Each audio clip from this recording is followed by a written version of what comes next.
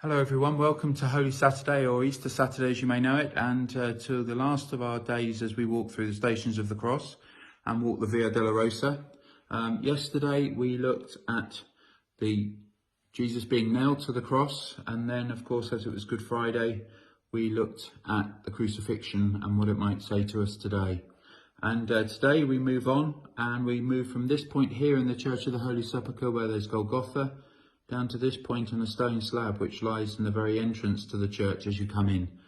And this stone slab has been there for hundreds, thousands of years as people come in and they kiss it, they lay candles upon it, they lay their hands upon it. And this is the place where Jesus is meant to have laid after being laid in his mother's arms and where he was wrapped in his burial cloth. And there's something very beautiful about this picture, because here is Mary holding the baby Jesus once again, the person she held so many years before, so light and full of life and full of hope. She holds him once again, so tenderly and beautifully, as he now carries very heavy in her arms and carries all the burdens of the world. And there's something also, a bit of an irony, that this stone slab lies at the head of the church, because it was the religious leaders of the day that came to Pilate and asked for the three criminals to have their legs broken so that the bodies could be got out of the way, so that they could celebrate their Passover festival. And it reminds us that at the very heart of our faith, Jesus disturbs us. He's not there just to give us a comfortable religion. He actually comes to disturb and to challenge us. And he did so then, and he does so today. And I love this mosaic that's above that stone. It's about 20 foot long.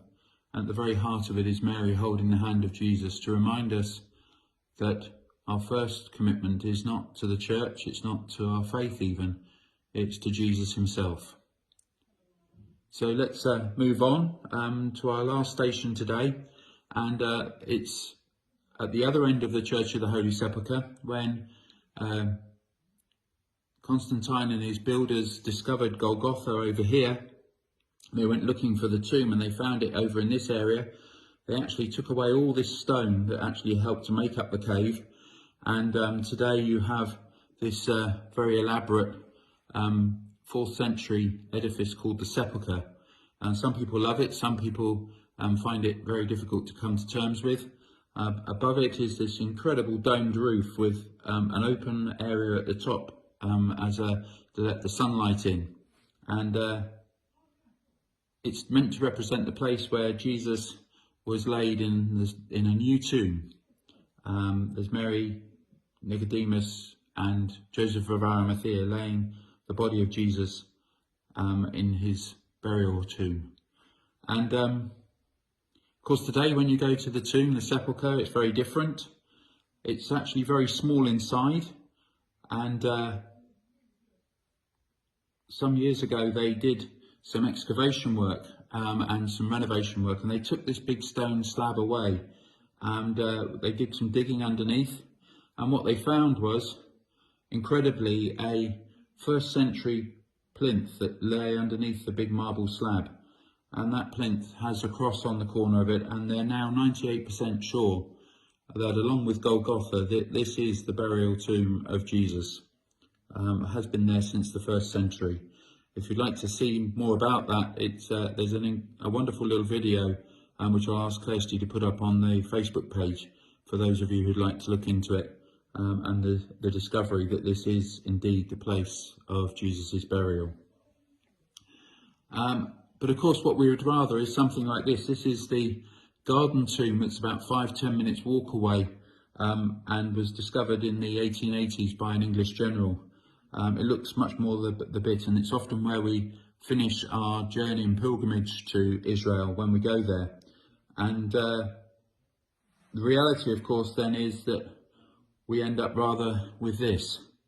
And it just reminds us that what human beings will do to something that is very simple, very beautiful, but full of energy and power, we try and contain it, we try and manage it, we try and control it. But of course, the whole point of Easter Day and this story of Jesus is that he can't be contained. for he is neither at the Church of the Holy Sepulchre or in the Garden Tomb. He's everywhere. He's alive. And we look forward to that tomorrow and celebrating that. But for today, we watch and we wait. And the Orthodox Church have a particular belief today. They believe Jesus, during this day, actually descended into hell and broke the gates of hell. You can see the gates down here. He broke the gates of hell and raised Adam and Eve up into new life. And that chapel of Adam yesterday really speaks into that through the blood of Jesus and what he's done for us, maybe even the gates of hell have been destroyed, and with Adam all have been raised. So today we watch and we wait for tomorrow. And join us at 6:30 if you'd like to for the dawn service, and then again